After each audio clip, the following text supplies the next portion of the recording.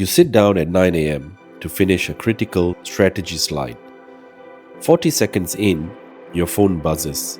You look down, check a notification, return to your screen, and suddenly remember an uncomfortable message from yesterday. 2 minutes later, you realize you have read the exact same paragraph 3 times and absorbed absolutely nothing.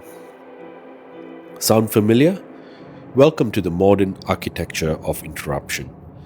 We like to blame open offices and smartphones, but thinkers have tracked this exact mental friction for thousands of years. In ancient East Asian traditions, it's called the monkey mind, a state where your attention leaps wildly from thought to thought, like a restless monkey. In classical yoga philosophy, these mental turns and fluctuations are called chitta vritti, mind chatter. Unchecked, the monkey mind doesn't just waste time, it hijacks your emotions and your career. Here is how it plays out. It's 4 p.m. on a Thursday. You receive an email from a manager or client that you immediately classify as unfair. If your monkey mind is running the show, the collapse into automatic reactivity is instant. Tightness hits your chest. Heat fills your face. An internal monologue starts frantically drafting a defensive reply. By 4:07 p.m., you hit send on a sharp reactive reply. And by 4:09 p.m., sitting in the quiet crash of adrenaline, you deeply regret it. Over time, this creates a toxic loop of overthinking, friction, and mental fatigue. You catch yourself thinking, I can't concentrate, my mind is broken. But here's the truth. Your scattered mind isn't broken. It has simply learned a default habit of constant movement. To break this reactive loop, you need a shift in posture known as Witness Consciousness. This isn't about suppressing your feelings or forcing yourself to be positive.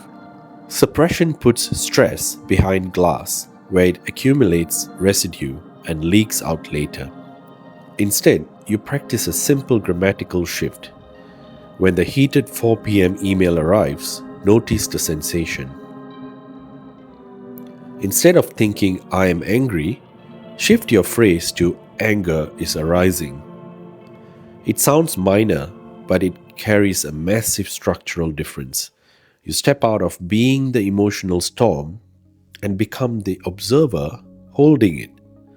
The body still feels the heat, but a millisecond of choice opens up. By 4:09 p.m., you haven't sent the email.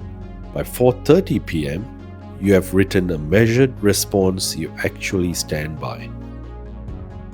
How do you train your mind so this pause is actually available when work gets chaotic? You use an ancient technique called Dharana, which means binding consciousness to one place. Forget white-knuckled force or trying to empty your mind of thoughts. Dharana is not force, it's gentle training. Set a timer for 2 minutes, not 20. Choose one neutral anchor, like the physical sensation of cool air entering your nostrils on the inhale. Rest your attention there. When your mind wanders, and it will, do not criticize yourself. Simply perform the gesture of return. Softly set your attention back on the breath, like placing a leaf back on still water.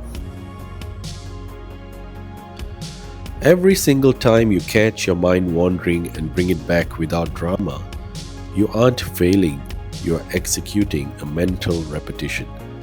You don't need to force your mind to focus, you just need to train it to stay. So the next time your inbox explodes or your brain starts swinging wildly from stress to stress, pause, take a breath.